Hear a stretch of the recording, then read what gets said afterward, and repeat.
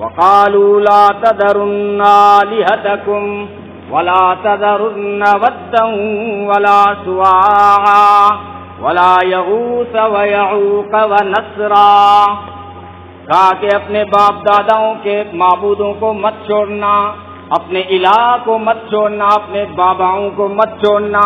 کون سے بابے تھے؟ نوح علیہ السلام کی قوم میں 5 بابے تھے۔ قرآن کہتا ہے ود، سوا، یغوث، یعوق اور نصر۔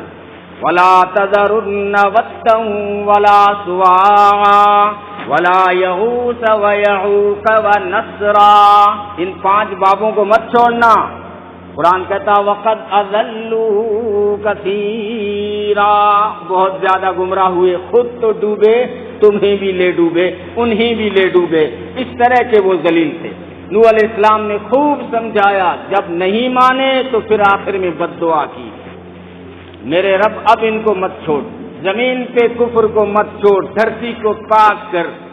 تو اللہ تعالیٰ نے دعا کو قبول فرمایا اور فرمایا کر لو، تیاری کشتی بنا لو، میرا عذاب آ رہا ہے۔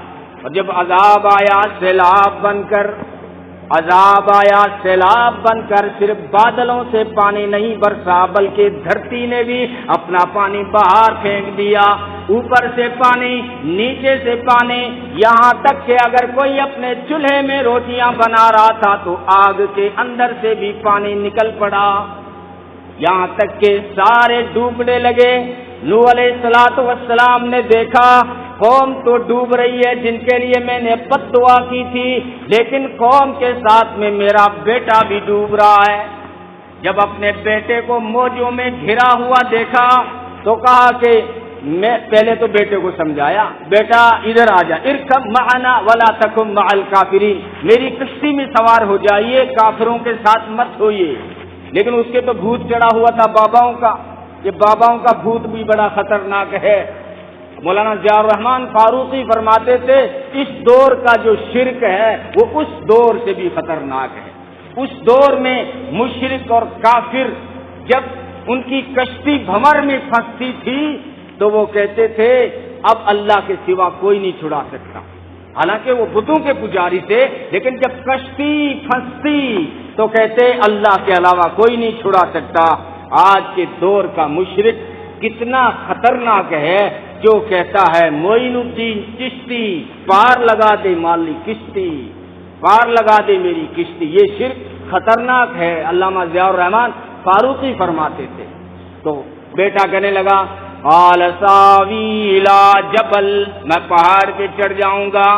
مفسرین فرماتے ہیں پہاڑ پہ ایک جو ہے صنم کدا بنا ہوا تھا، ایک درگاہ بنی ہوئی تھی، ایک بابے کا مرکز بنا ہوا تھا، تو اس نے اشارہ کیا کہ وہ جو پہاڑ کی چوٹی پہ بابا ہے وہ مجھے بچا لے گا، یعصمنی من الماء، مجھے پانی سے وہ بچا لے گا۔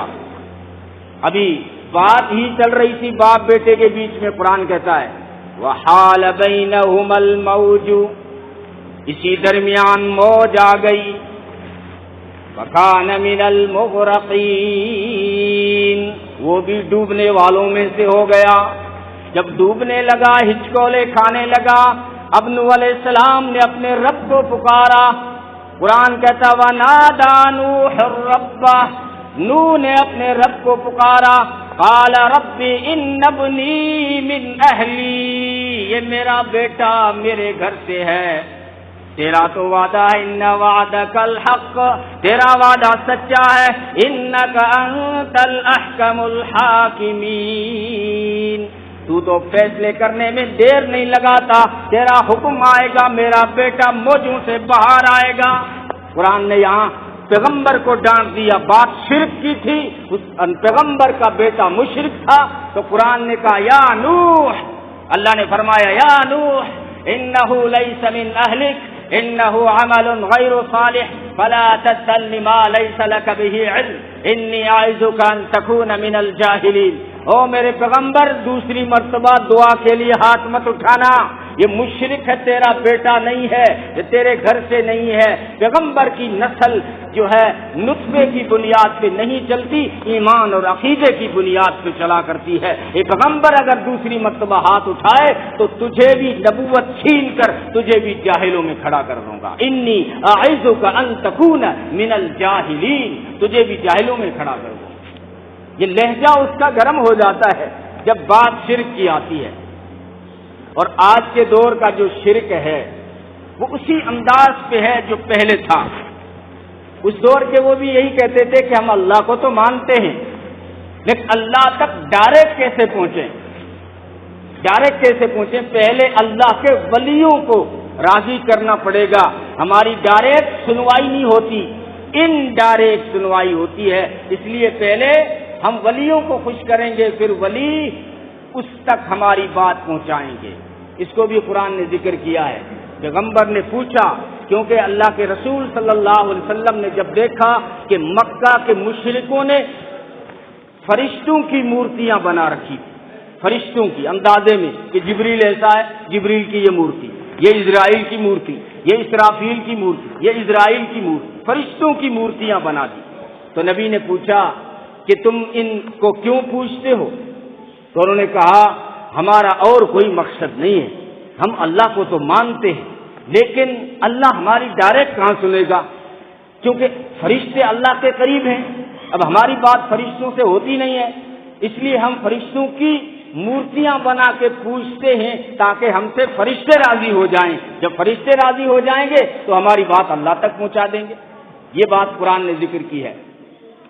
والذین اتخذوا من دونہ اولیاء، وہ لوگ جنہوں نے اللہ کو چھوڑ کر اولیاء کو پکڑ رکھا تھا، ان سے جب نبی نے پوچھا ان کو کیوں پوچھتے ہو، کہنے لگے ما نعبدهم الا لیقربونا الی اللہ زلفا، ہم اس لیے پوچھتے ہیں کہ یہ ہمیں اللہ کے قریب کر دیں۔ آج بھی آپ مشرک سے پوچھو کہ ہم تو گنہگار ہیں، ہماری کہاں سنتا ہے، حالانکہ اس کا قرآن کہتا ہے، اس کا کلام کہتا ہے قال ربکم، علی گنج والو، قال ربکم، تمہارا رب کہتا ہے، کسی مولوی کی بات نہیں، قال ربکم، تمہارا رب کہتا ہے، کیا کہتا ہے؟ ادعونی استجب لکم، مجھے پکارو تو صحیح میں ڈائریکٹ سنتا ہوں۔